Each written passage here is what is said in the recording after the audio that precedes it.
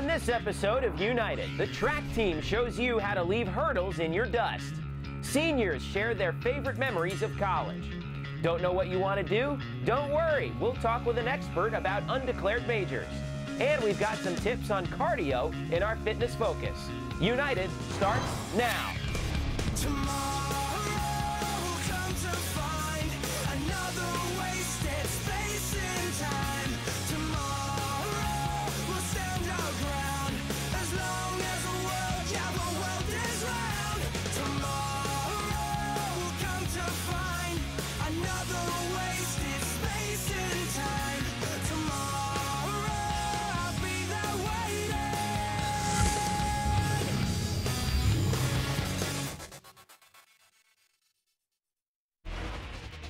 Hey, I'm Megan Clementi, and right now I'm outside on this perfect day on the UCF track. And with me I have Coach Carol Smith-Gilbert. Now later you're going to show me some demonstrations. Yes. But for right now, can you tell me a little bit about the sport of hurdling and how it's different in college compared to high school? Well, hurdling in high school, the hurdles are a little lower for men, or for boys, and for girls they're 30 inches. And they run 300 hurdles instead of 400 hurdles. In college, the men run 110 hurdles, 110 meters hurdles. The women run 100-meter hurdles, and both run 400 hurdles, but they're higher. So for each of these different specific types of hurdling, do you need a different athlete, or can one athlete do all of them? We do have a couple that can do both, but for the most part, you have your 100-meter type, jumper type hurdlers, they run the shorter hurdles. Your 400-meter runners, 800-meter runners run the longer hurdles. Then you have the ones that can do either one. What about technique compared to speed? I mean, you can have amazing technique, but you're not the fastest person. Can you outrun the speed demons? You got to have some component of speed to be a fast hurdler, but coupled with technique, it just makes you better. What would you say is the most important thing to remember when you're competing in this event? When you're competing in this event, you have to think of each barrier being a separate race, and you have to keep running between each barrier. For those of us that have never participated in the sport of hurdling before, what is something that maybe we don't understand about it? I guess the biggest thing to look for is most of your hurdlers are probably your most versatile athletes. They can jump, they can run relays, they can sprint, they can run endurance events. So I don't think people understand when you have a hurdler, normally they're pretty courageous kids or athletes that can do anything, and they'll be the ones that you look for to do more than one event. Awesome. Well, if you're ready, I'm ready to go see that. Great. Let's go. All right. We have Jacqueline Coward here. She's a 400-meter hurdle specialist. She ran 57:20 as a junior in high school in the 400-meter hurdles. She's going to demonstrate today from the blocks to the first hurdle. A 400-meter hurdle needs to take at least 22 to 23 steps from the first block to the first hurdle.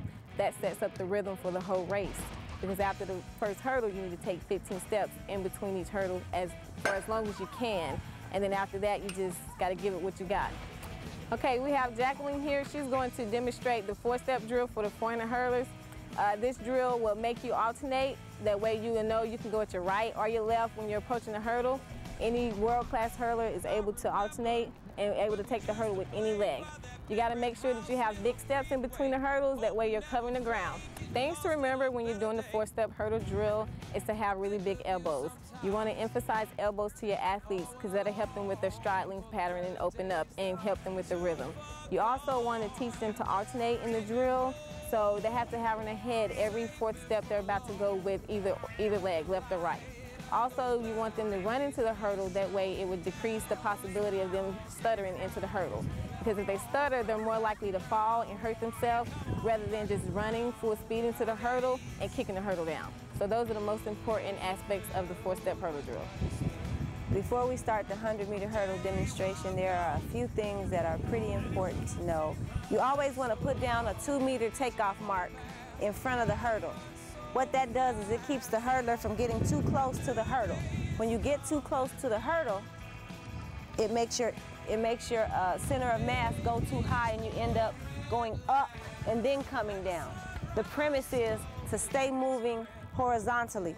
So you want to go here, and then you have your takeoff mark, and then a coach, for a coach, It shows if the hurdler is getting too close or not. The second thing is always you want your toes up. Toes should always be up and in an active position and hips tall.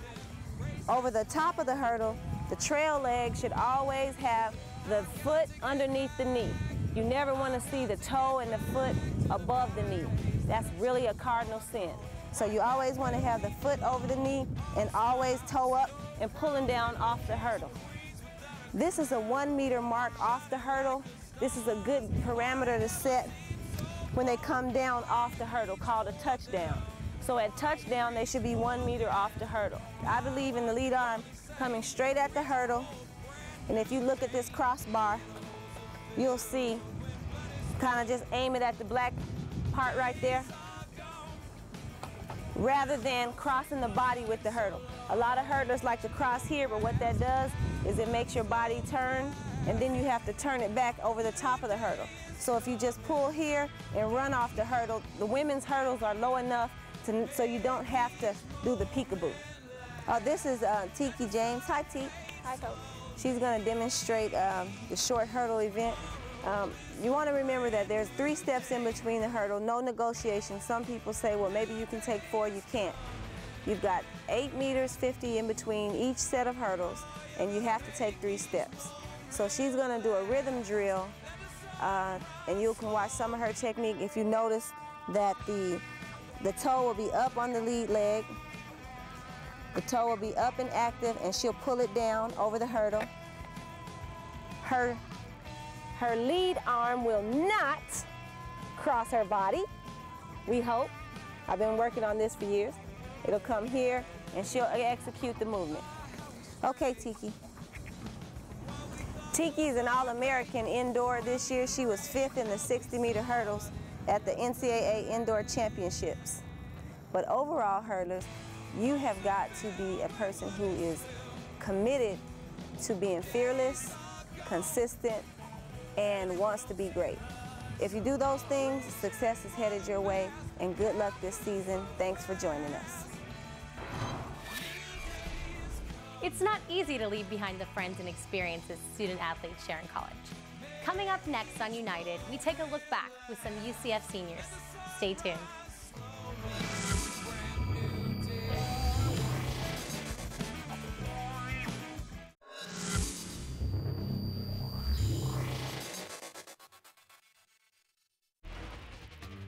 In college seems like a long time at the start, but it goes by pretty quick. From the first day on campus to the last test, student athletes experience more than they could have imagined possible. We take a moment to reflect, looking back at the old days behind and looking forward to the new days ahead. You know, I always tell this, you know, in tournaments when I play with freshmen, I say, enjoy this, because you're going to look back and it's going to be, you know, 4 years down the road, and you're going to think it was, you know, a week ago that you were a freshman, and now you're a senior and you're ready to go off and be done with college and college athletics. The ride for me in my collegiate career has been amazing. I've seen the lows, I've seen the highs, I've been in the middle.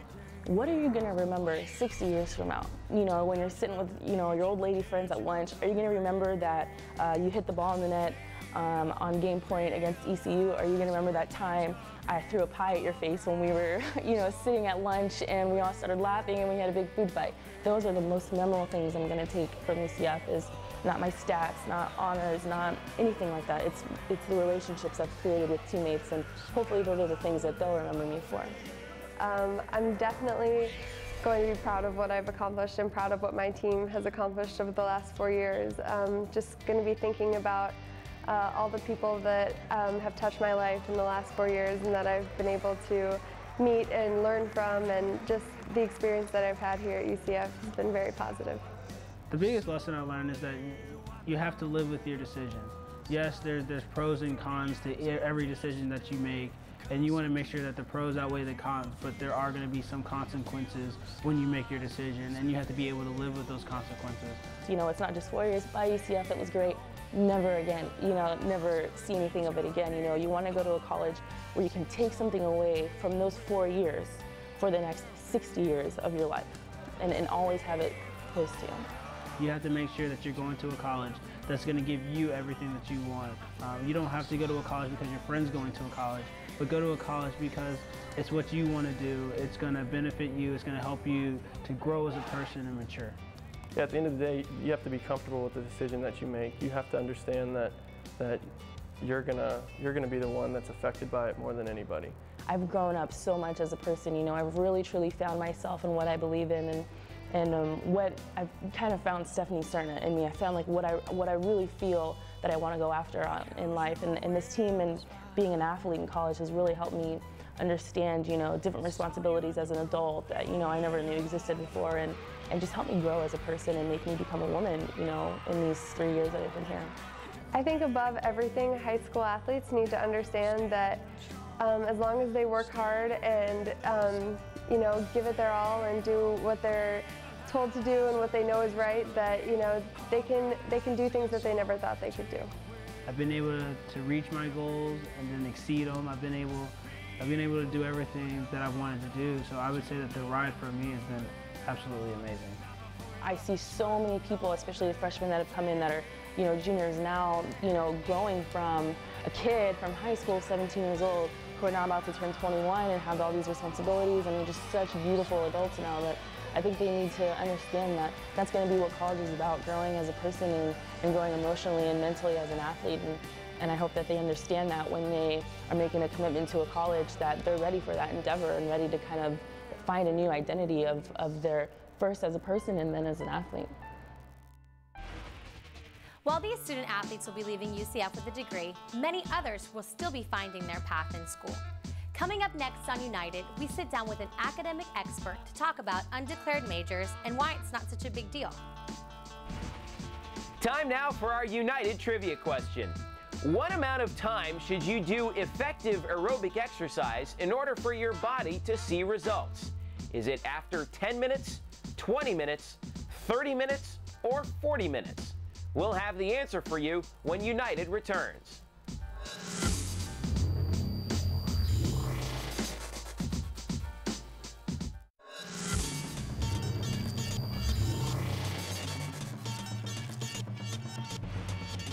It's time to reveal the answer to this episode's trivia question. What amount of time should you do effective aerobic exercise in order for your body to see results? The answer is after 20 minutes. The more aerobic exercise you do after 20 minutes, the more benefits your body will gain. Welcome back to United. I'm Gina Thomas. I'm here with Christy Belton, the Associate Director of the Academic Services for Student Athletes, to talk about undeclared majors. Now, Christy, when people talk about undeclared majors, what exactly does that mean? Well, it basically means that on record with the university, they have not officially said what they're going to major in, whether it be biology, chemistry, you know, business, what have you. They haven't literally filled out the form to say this is the track that they're going to pursue. Now, how many students typically, you know, decide undeclared? Most. I would say that nowadays the majority of college students come in undeclared.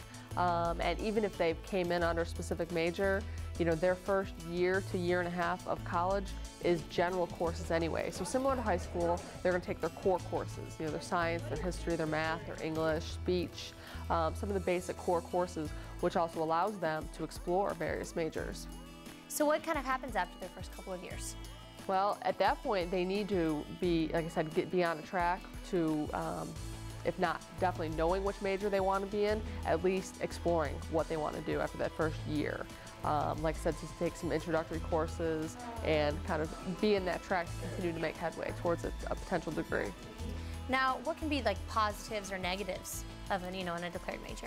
Well, I think positives is it allows you to explore different majors and kind of, you know, do a little bit of research and find out what it is that you really want to do.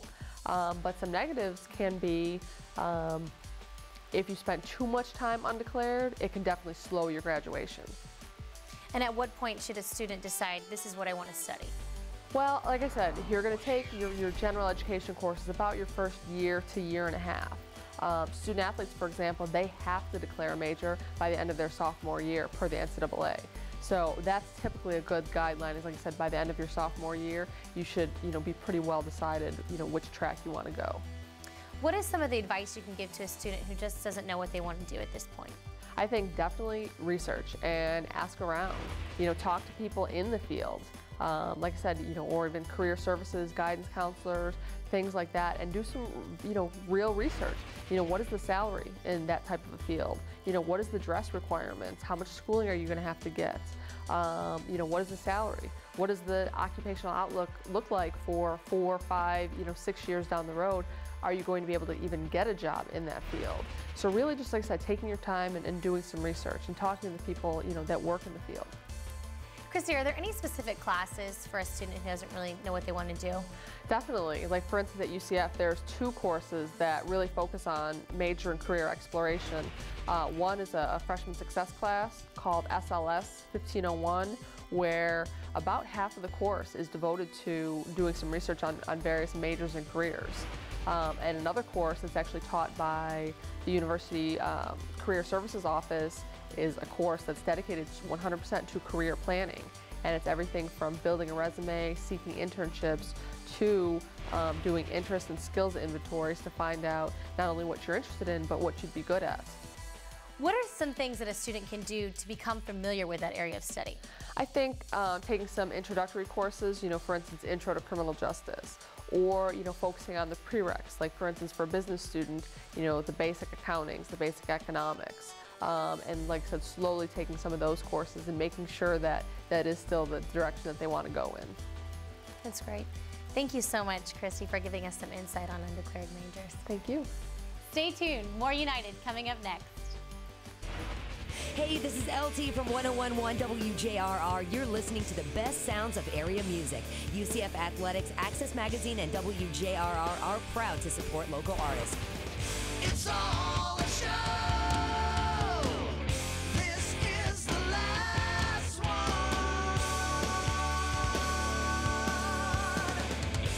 Go for broke, like it's the last one. Don't stop the flow.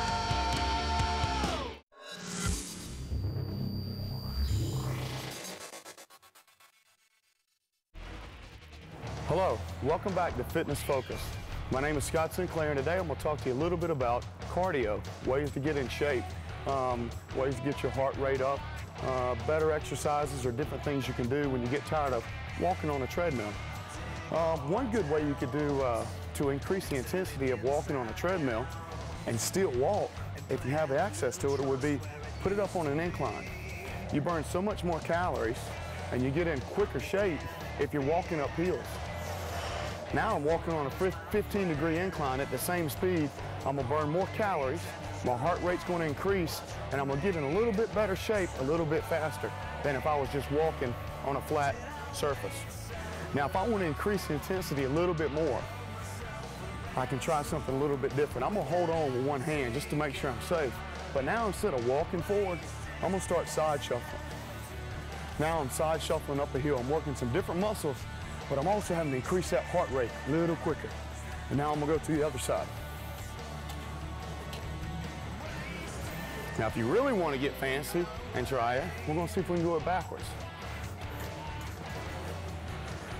Now I'm backpedaling up a hill, burning my quads, heart rate's increasing, starting to get a little winded. If I can do that for 15, 20 minutes on an incline, only at 2.8 miles per hour, I'm definitely gonna get in shape a lot quicker than walking on a flat surface. For the next cardio exercise, we're gonna kind of kick it back old school a little bit. How many guys did jumping jacks in PE class in 3rd or 4th grade? I did it, and I know a lot of people seem not to do it nowadays, not to think it's a good exercise. Not only cardiovascular is it good, but coordination for young kids is great. Being able to jump out and bring the hands up and back down together, great exercise. Try 15 of those for 3 or 4 sets. Another exercise that, I'll tell you what, is a great exercise that not only it builds strength, but cardio, it'll kick you. I call it a squat thrust. Some people call it burpees, different things like that. But all we're gonna do is squat down. We're gonna kick our feet out. We're gonna bring our feet back under us, and we're gonna stand up. And it looks kind of like this. I'm gonna squat down. I'm gonna put my hands flat on the ground. I'm gonna kick my feet out. I'm gonna bring my feet back in. I'm standing. Down, out, in, up. The last exercise, that's not your traditional cardio exercise, is what we call ropes. We got big, thick, heavy ropes right here.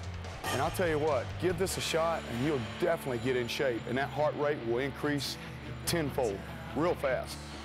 This rope here is a 50-foot rope. We wrap it around something that's not gonna move. We hold it at the ends. We basically start shaking it. The ropes are about 2 inches in diameter and they weigh about 55, 60 pounds. Now I'm gonna show you a couple different exercises that you can do with the ropes. We're gonna shake them up and down. We're trying to make big waves. Now we're gonna alternate our waves. Now we're gonna play the drums, little waves. And we're gonna toss it back and forth.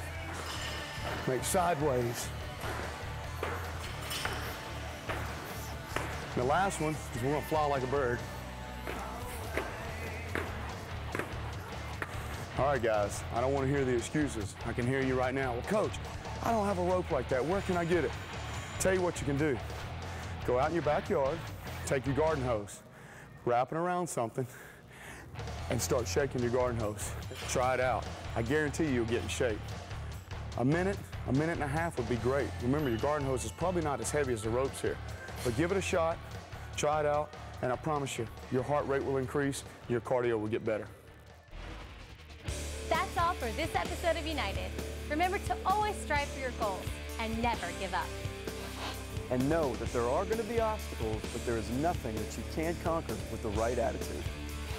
Remember, everything worth doing is worth doing right. And learn to savor the highs with the lows, because life is going to have both. Everything in life is what you make it, so don't sell yourself short. We'll see you next time.